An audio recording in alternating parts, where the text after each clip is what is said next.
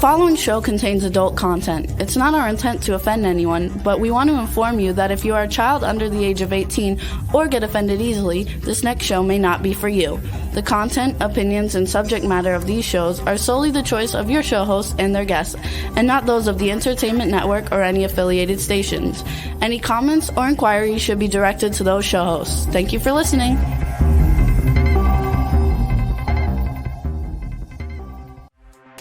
Hey everyone, and welcome to 50 Shades of Bullshit. I'm your host, Christine Lalonde, and this is the podcast where we uncover the truth about online dating. Now let's begin. Hey everyone, I'm Christine. I'm Janice. I'm Jaida. And this is 50 Shades of Bullshit. Certainly is. Hello. Hi everyone. So Hello. I know that Jaida started out the week sick, and then Janice has been feeling sick as well. So how's everybody feeling now?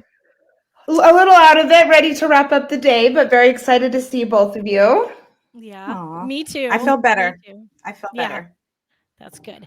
Well, I guess things have been going around, and after years of not getting sick because we stayed home and wore masks, now everybody's getting all these viruses and colds and flus and all this fun stuff that's cruising around the universe. So Well, hi everyone. I'm super excited about today. We do not have a guest coming on today. We are the three of us going to talk about toxic dating traits. And I know we've kind of touched on this subject in the past, but this time we've got a few more that not even I have heard of. And so I'm dying for Jaida and Janice to see if, what they say these are too, because I purposely did not Google them because I was like, I want to be like, what? So today we're talking about dating traits. And one, it's from like intimacy versus sex, which we will talk about that. Love bombing, which I'm very familiar with because it happens all the time. Breadcrumbing, which I think I know what that means. We'll talk about that. Paper clipping, not heard of that. I was like, oh my God.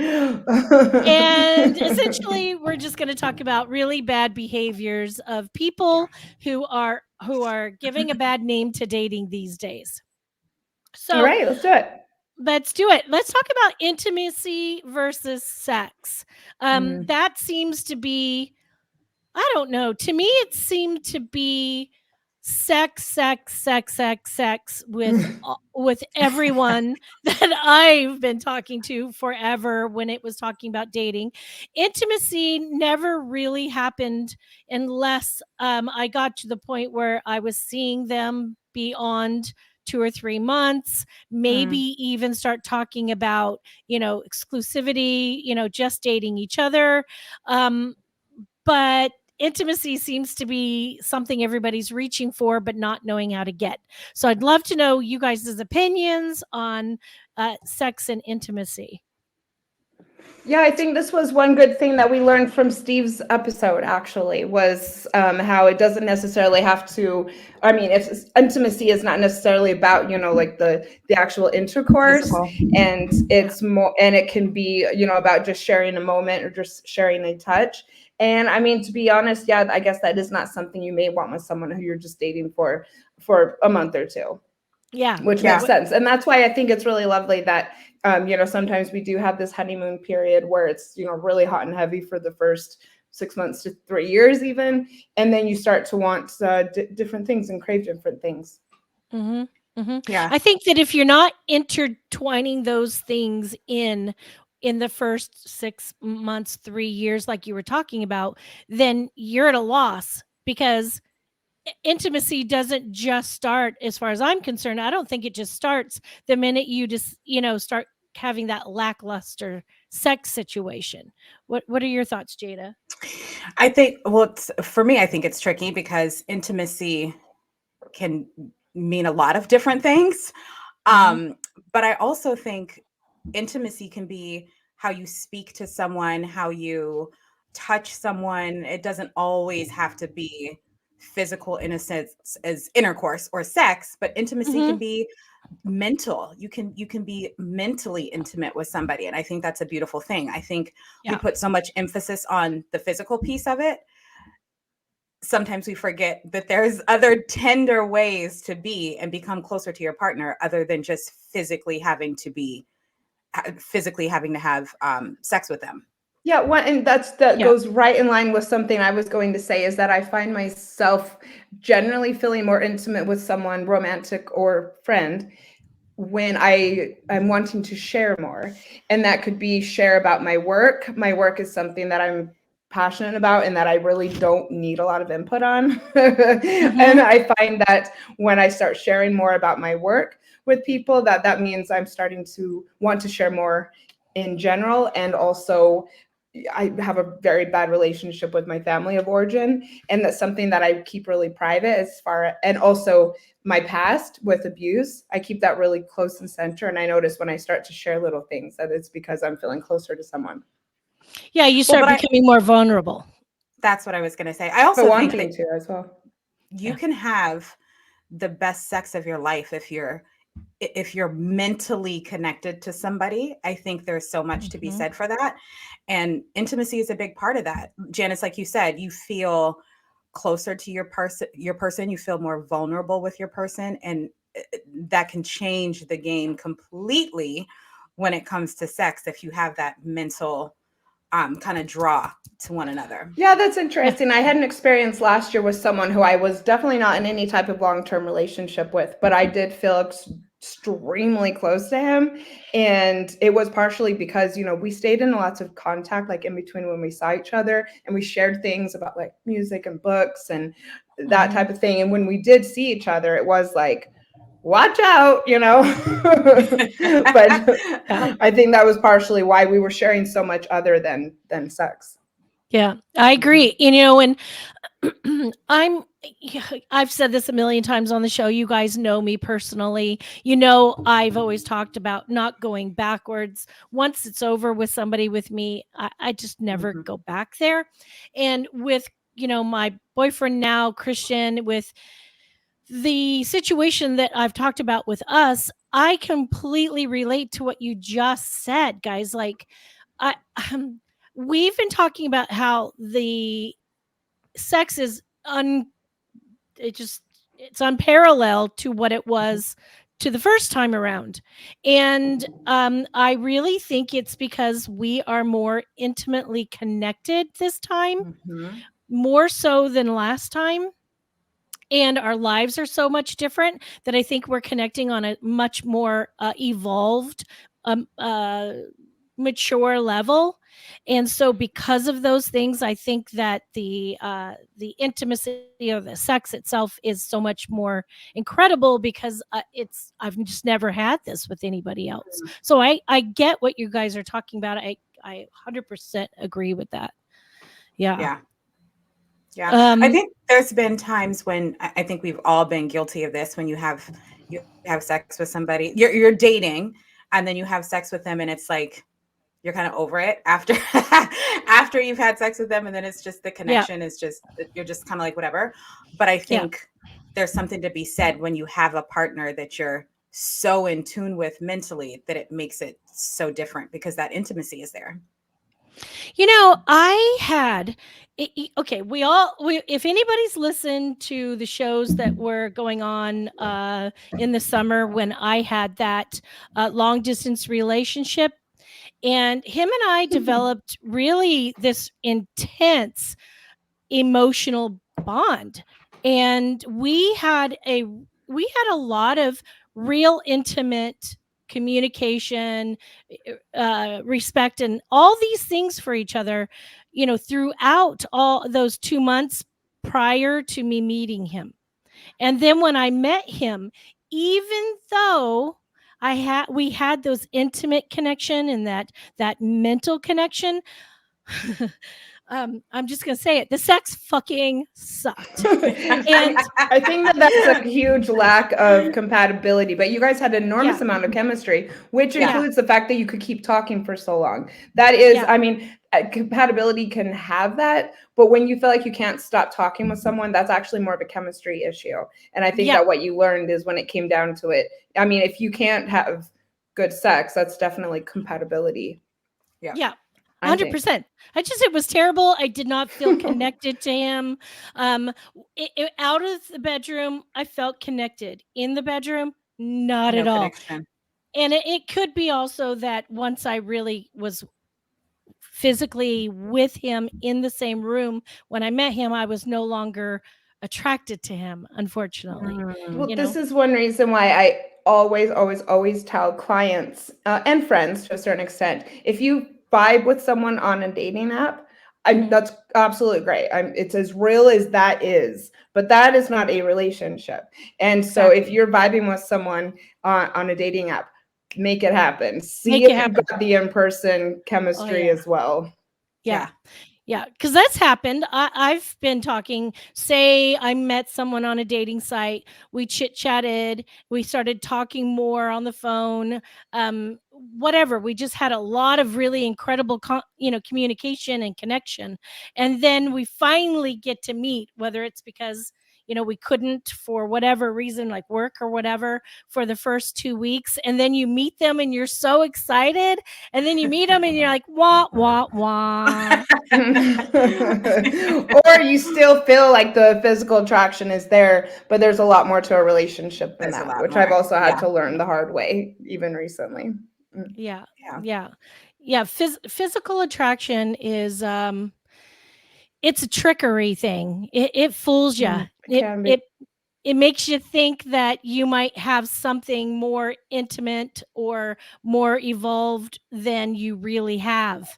Like if you're so like ripping each other's clothes off, but then outside the bedroom, you're like, what do we talk about? What do we do? Okay, well, gotta go. Sex is great. See you in a week. Let's have it again. And sometimes it can be really awesome the other way around. My current partner, it definitely wasn't, any type of fireworks situation when I first met him. But now it's like, hang on to your hats, everyone. Well, you guys saw each other as just friends. Yeah. Yes. Yeah, very much so. Go ahead, Jaida. I'm sorry. Yeah. That's what I was going to say. I have clients. Oh no, that's okay. I have clients that meet people and they say initially, oh, I just wasn't really attracted to him. And I'm always like, you should go on a second date. If you feel like there was enough chemistry there, have a second date. So after that second date and that third date, they're like, oh my God, he became sexier to me, or I love his mind, or I'm so intrigued by him. So physical attraction is good, but also sometimes you may not be attracted to that person right away, but there's other characteristics that you'll find that are like mind-blowing.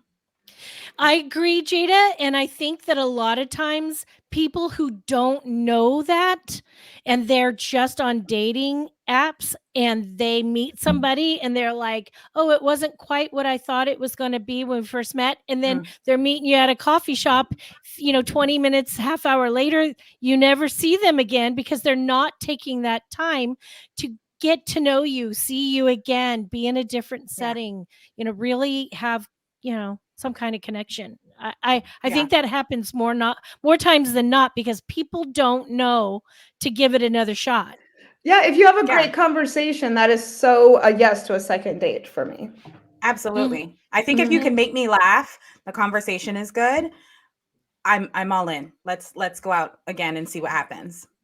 I think dating sites should have a prerequisite for meeting with a dating coach before they get on the site, because it would make a world of difference with connections, with the style of dating, with the way people are treated.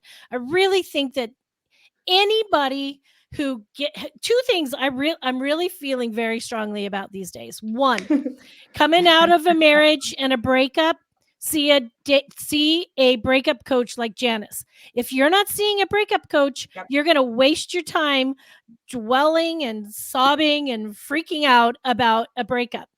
Two, especially after a divorce, because even if you think you're over it, you're fucking not. You're constantly talking about your ex on a date. You're not over it. See a fucking date, see a breakup coach.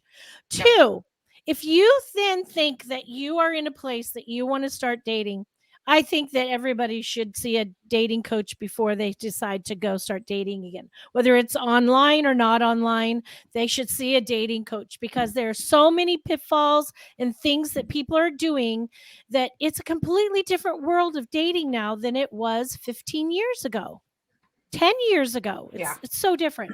Yeah. Well, and that's partially, that is one thing I work with people on to, get past the breakup. But then in certain packages, it's like, now that you're done, what's next? And for some people, after working with me especially, they're like, I'm good, I don't need to date right now. But some really feel that they want to at least try and learn more about making it successful again. So it's definitely a combination of things. Love it. Love bombing. Let's talk about love bombing. Okay, raise your hand in this room who's ever been love bombed. So hard. So hard. I wish I could raise my feet too. We're raising everything, folks. 100%. For y'all who are listening and not watching, we've all raised both hands and lifted our feet, and we're all like, yes, we've all been love bombed. So who wants to give the definition of a love bomb for those who don't know what it is? Janice, Jaida? Yeah, sure. I guess it would be an overpouring of affection and compliments meant to, entice or manipulate you into a relationship.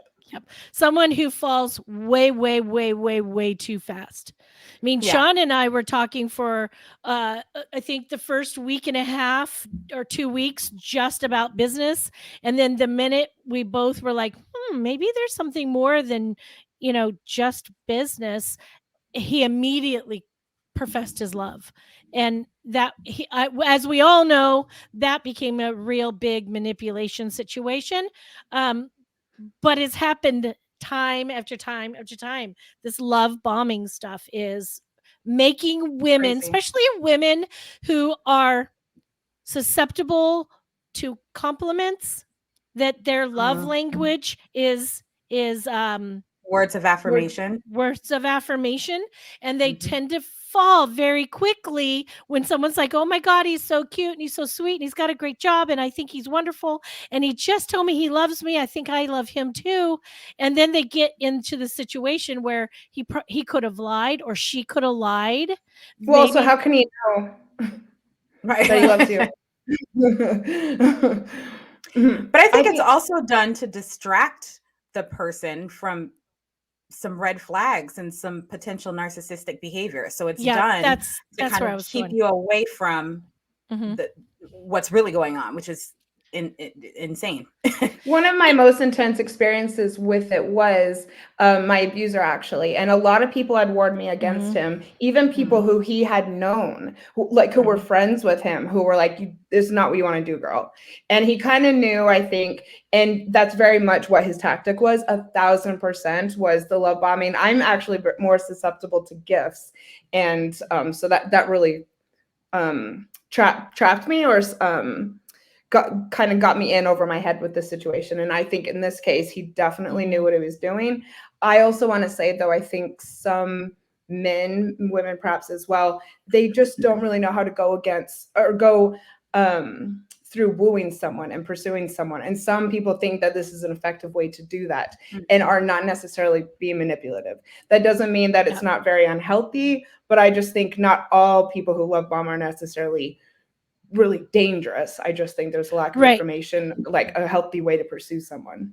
But if you're being love bombed, if you're like sitting back and thinking, oh wait, that sounds familiar and that's making sense to me, really stop and see, like you guys were saying, what and why. What are could there be flags to be that they're trying to cover up, or is this just somebody that gets way too attached way too quickly and then again you have to stop and go, wait, let's put a little bit of space here because we need to know you cannot fucking know who somebody is in a week, 2 weeks, a month. No. I don't even think you really know who somebody is until you live with them. Or maybe ever. I don't know. or maybe ever. I think it's a matter of once you see this happening, it's how the person respects your boundaries, which I've been love bombed in both ways. Someone who's just a little naive and someone who definitely knew what they were doing. And there was a huge difference in how they respected what I was saying. It made me comfortable. Yeah. Yeah. I love that. Jaida, do you have you're a matchmaker as well. None of us matchmake like you do. So with matchmaking, do you have clients that sometimes come back and say, "Ooh, man, after a couple of dates, she was totally love bombing me, or he was totally love bombing me"? Yes, but I also have clients that will come back after a couple dates and say, "I am so in love. I sent her this long text message about how into her I am, and I just can't wait to, see her again, and she could be my wife, and I don't match me with anyone else." And I'm like, wait a minute, you met for 3 hours. Like there's no way. There's no way. So yes, it does happen. But I mean, from a coaching perspective and a matchmaking perspective, I have to kind of guide them in a different direction because we're all, well, Christine, but maybe not so much, but Janice and I, being in the relationship space of this is what we do, we can recognize certain behaviors sooner rather than later. So it's our job to kind of guide them through the right path.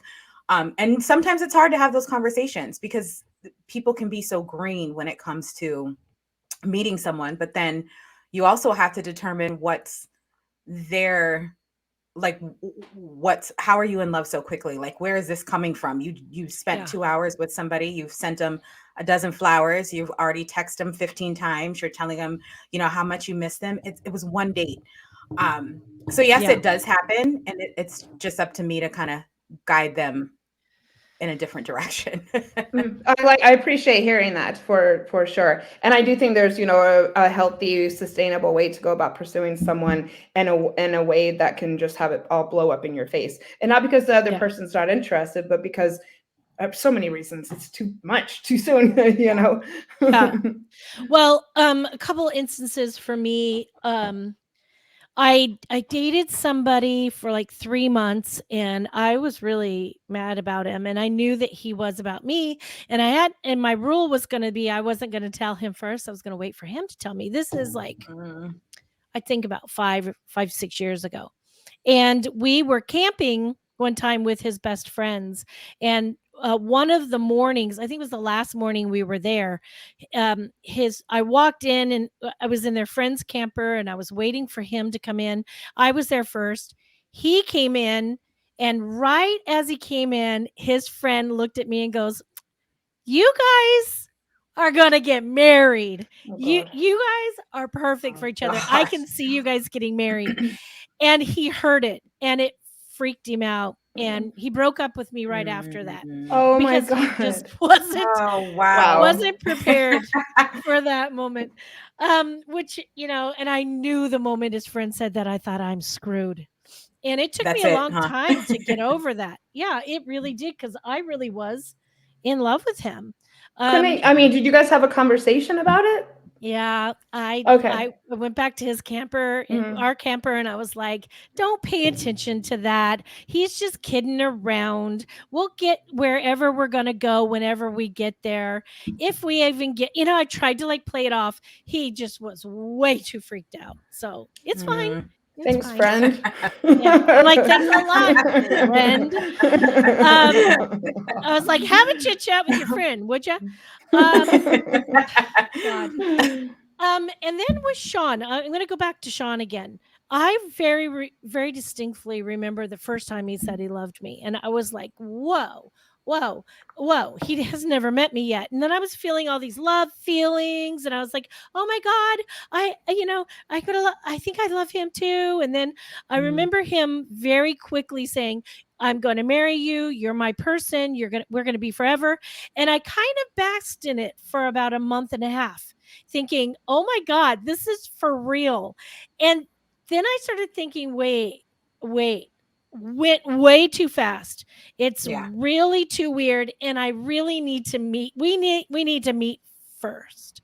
And then when I started backpedaling and saying we need to meet, then that's when serious problems started happening with him. Well, and And when so you pushed for you guys to meet, he didn't do anything to make it happen, which I think he Yeah. was actually hoping that maybe it was going to go on as an online or virtual, whatever As it a was, long distance, thing. yeah. And I mean, he didn't seem enthusiastic enough, to make it happen. Yeah, he said he was going to sell his house and be moved in with me by the end of August. And I was like, you're not moving in with me. I've never met you. I still have a kid at home. This is not happening until we meet. Nothing further is moving further. And I really think that he knew that, it wasn't going to work. And he just, like you said, Janice, wanted to do this online thing. It was much easier for him. I was just telling someone this the other day who has been talking with someone online for over a month. And, I was telling her that this actually does satisfy a lot of people. And I know that it might be hard for you to believe, but a lot of people will drag this on and just absolutely love it for years. There's a whole entire TV show about it. And some people just like having someone to chit chat and make them feel good and are fine not to meet. Yeah, I agree. But I was going to say, Christine, to speak on something that you said, do you guys feel that there is, like, when you meet somebody and you're into that person, do you feel that there's a timeline before you can say, I love you, like you're amazing, without the mindset of like, oh, is this going to be weird? Because there are instances where you can meet somebody and it's instant chemistry and instant connection, and you both are on the same page and you are just drawn to each other. So do you guys find that there's like oh my God, it's been 4 weeks, it's too soon, or, oh, it's been a year, like, can I tell him now? Do you guys, I don't know what your thoughts are, especially. You talking a normal relationship where you're No, seeing each other? I'm talking normal.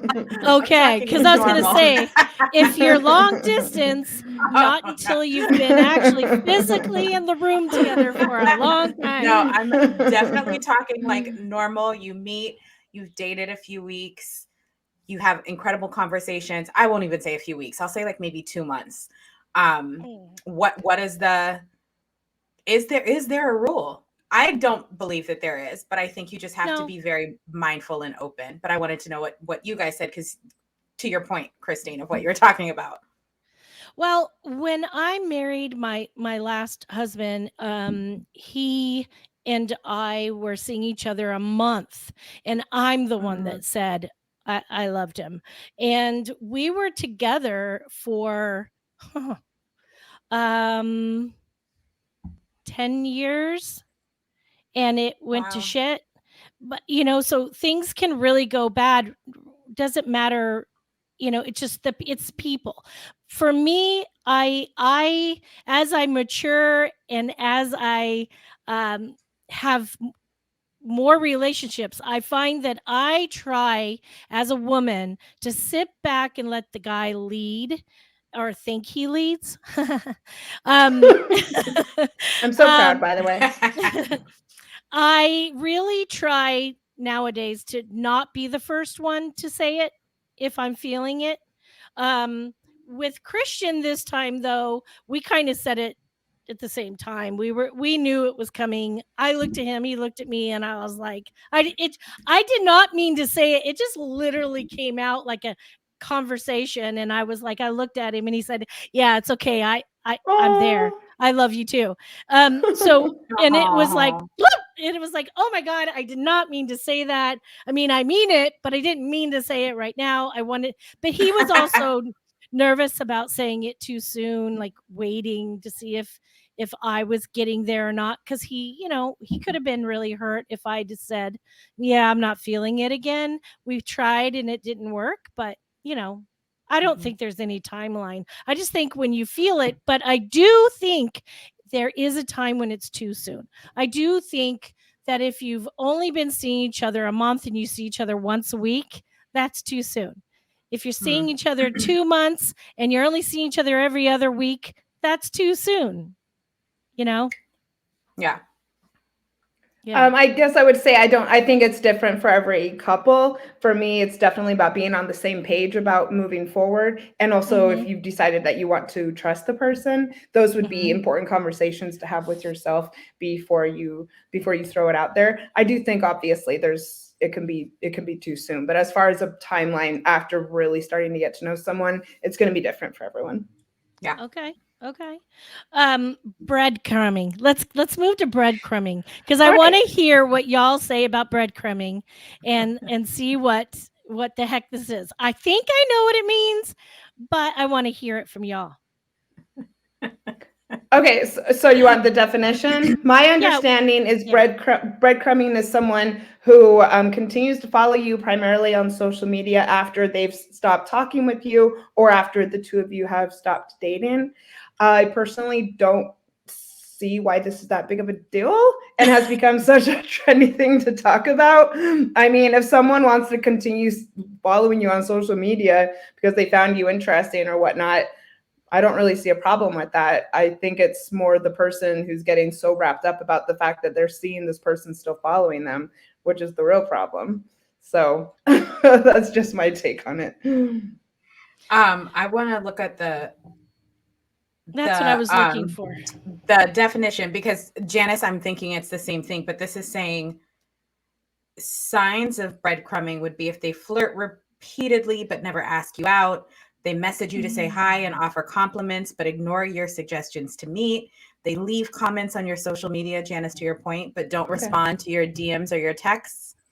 They send memes, but never engage in proper conversation. So almost like they're giving you like little bit bits and pieces of who they are, which is it just sounds like a friend to me. Or absolutely. I have a breadcrumbing situation where I actually was having an intimate relationship and dating relationship. Okay. I knew someone for almost 8 years.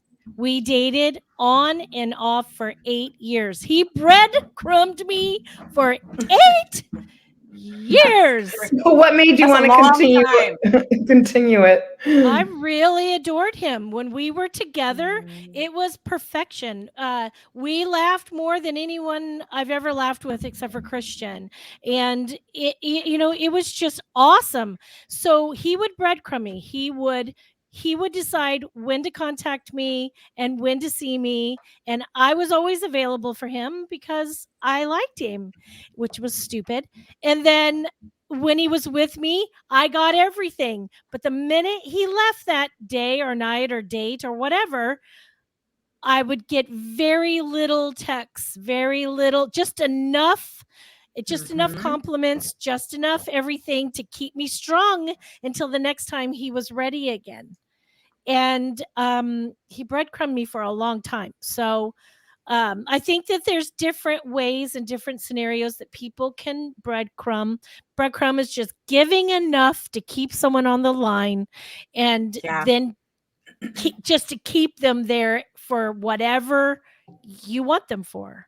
Yeah, whether it giving be you just enough to keep you intrigued and interested and confusing you, right? Because if they're giving you this attention and then you're like, oh, I want to see you. And they're like, oh, okay. And then it's like little still bits and pieces.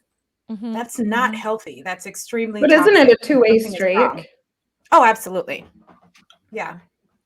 I'm not breadcrumbing anybody back. Well, I mean, like, if you're going to let someone breadcrumb you, then you also have to be allowing it to continue and allowing to have investment in someone who's so, like, not really that there for it. Yeah. So why wouldn't they, if you're, like, maybe feeding their ego or seeing them whenever they feel like it? I mean, if a person kind of likes you and thinks that they're getting a little bit something out of this, why wouldn't they continue to drag you along if you're the one letting it happen and then seeing them whenever they want to? I agree with that 100. I really do agree with that. And I see where someone should draw the line. And there has been several times that I literally drew the line and said no more. And then we didn't see each other for a year. And then he would contact me again and say, I really missed you. I'm in a different headspace. I really want a relationship with you. He has said very clearly, I want a relationship with you. And then he would see me again for 4 months. But again, it was breadcrumbing again. And then I would recognize it and say, this fucker is not doing what he said he was going to do. And then I'll draw the line again and say no. And then it would be like another year or 15 months. And that's why it lasted for 8 years, because there would be huge gaps where he would respect my boundary, but then come crawling back and say, please, please take me back. I'm ready. And then not be ready. So it happens. It's just for me, I think that people need to just take a step back when they feel frustrated that they're not getting what they want out of a relationship or a situation, and go, is it serving me? Do I deserve more? And what track record does this person have of showing up for you if you're saying that they're breadcrumbing you? What proof do you have that this is going to turn into anything? Oh, yeah. Well, go ahead. Go ahead. Oh, I was going to say, I'm just all about your word. Like, I think someone's word means everything. So you only have 1 or 2 times to say, let's do this or let's do that, and then not show up before I'm like, absolutely not. I'm not giving you my energy or my time any longer because it's not serving me, which is similar to what you just said. And I think sometimes people get excited about the newness of a relationship and they want to believe in it so much that they give chance after chance after chance. And it's like, no, you can't settle for less than what you deserve.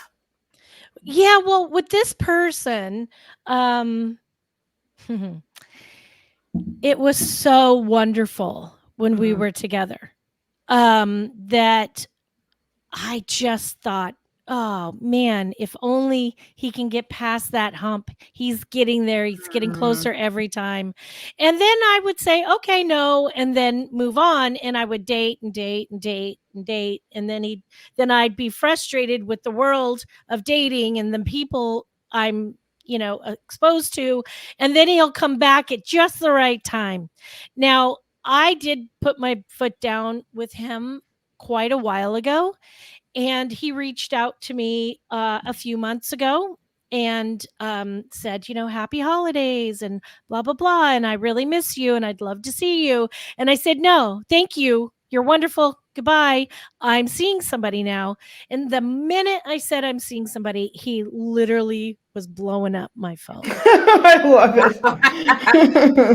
it. Saying, I'm in your neighborhood. Can I stop by? He thought you were always going to be the backup, though. And I've seen people who, after a breakup, kind of do the same thing where their ex will come back and they'll say, I'm with someone else. And then all of a sudden the ex, just like has so much more investment than they didn't have before because it's an ego trip. Yeah. Yeah, it really is.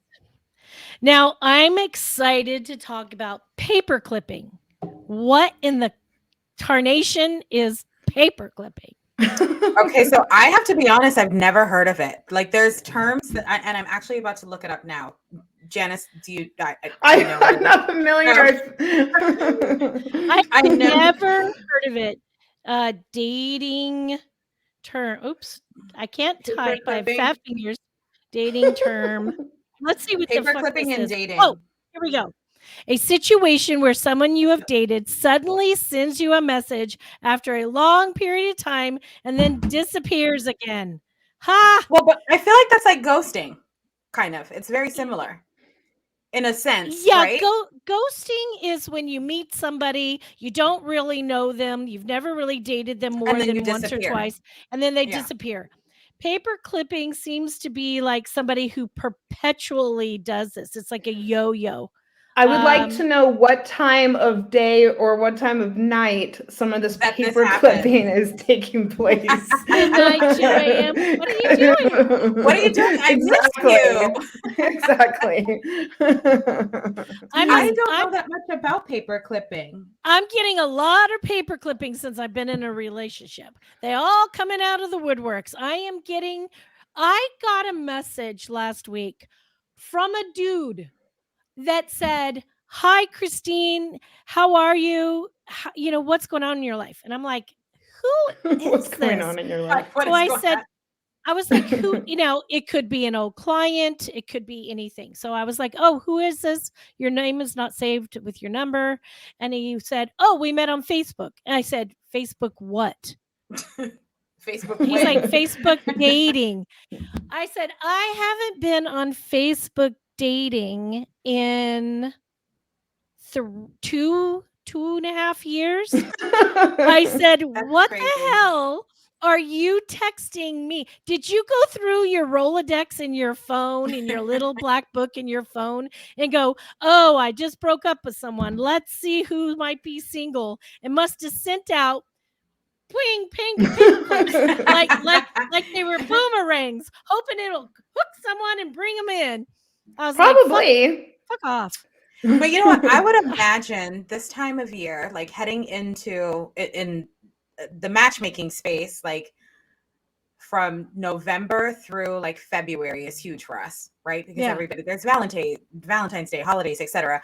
I would imagine this time of year, paper clipping is probably pretty big because you want to spend your time with someone. It's winter, you want to cozy up. Valentine's Day is around the corner.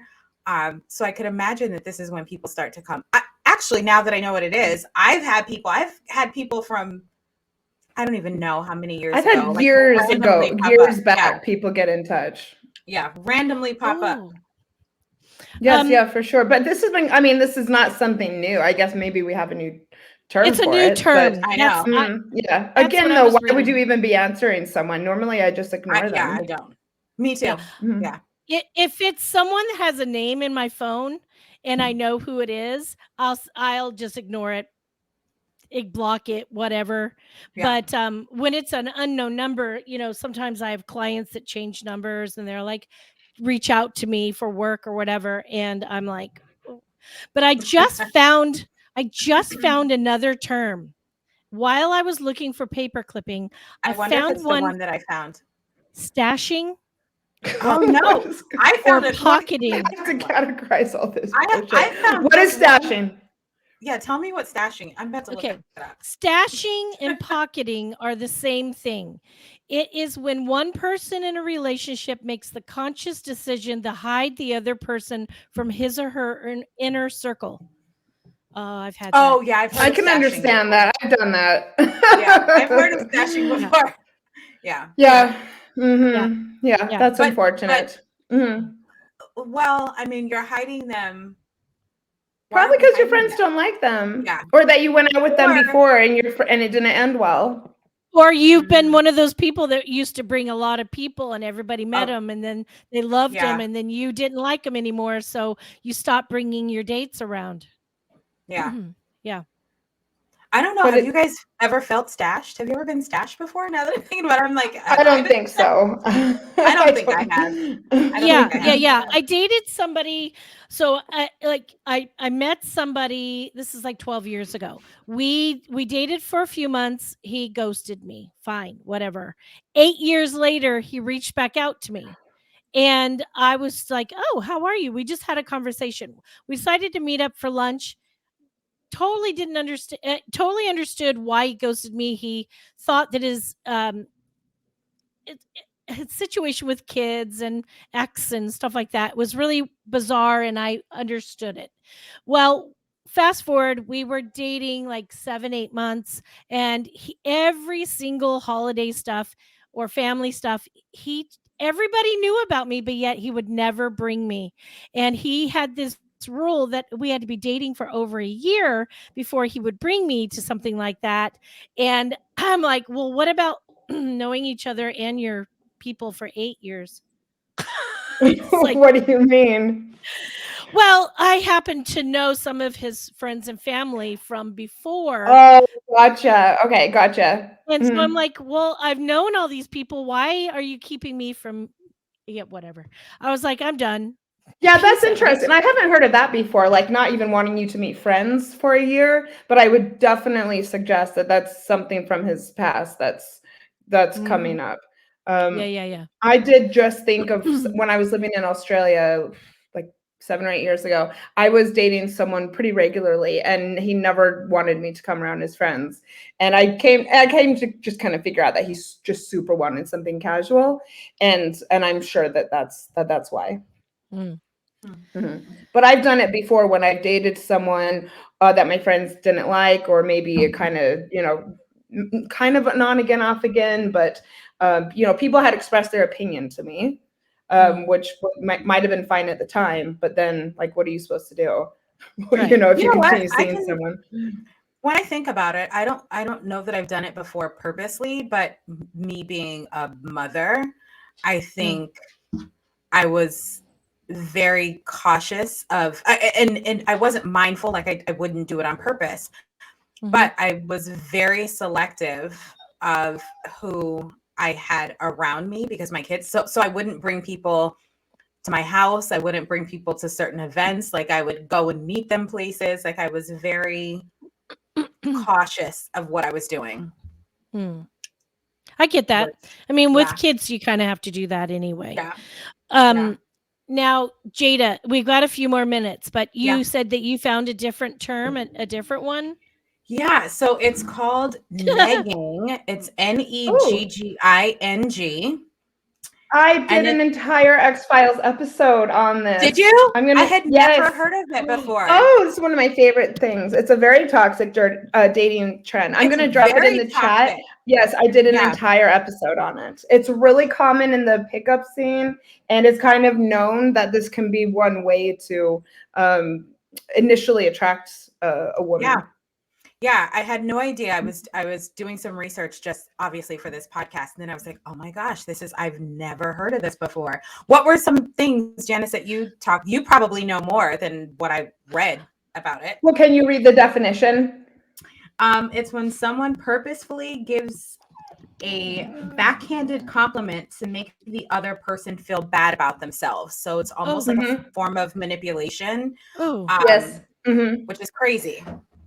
Yeah, because like we came up with so many examples when we did the episode. It can be like you're at a bar with someone and you're all of a sudden sharing your interests, and they would say, "Oh, I couldn't possibly be with someone with who liked football or bananas or whatever." Yeah, and like turns their back on you to kind of make you feel like you're being abandoned before you even get to know a person. So crazy.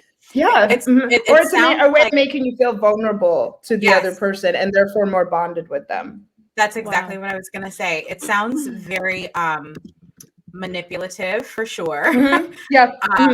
But it's like a huge trend right now, and I knew nothing about it until I started looking up research for this podcast.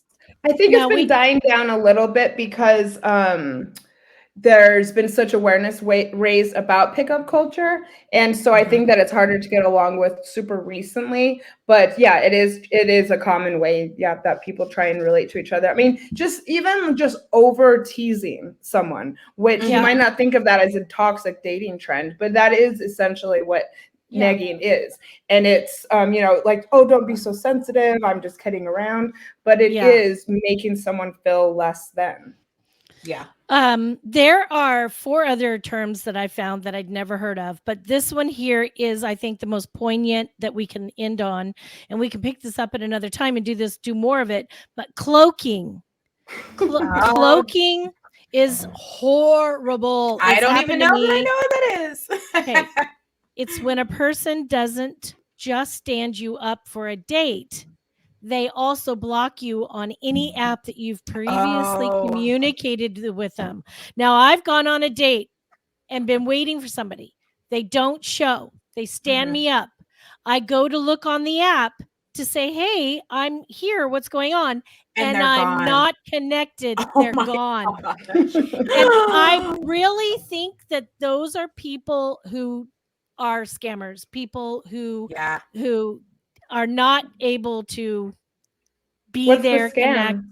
No, I'm talking about people who are not here, people who are not real. It's not, they set up dates. Gotcha. They like this whole thing, and then boom, they disappear. They're hoping it's going to turn into a scam, like get money off of you or something. And it's not.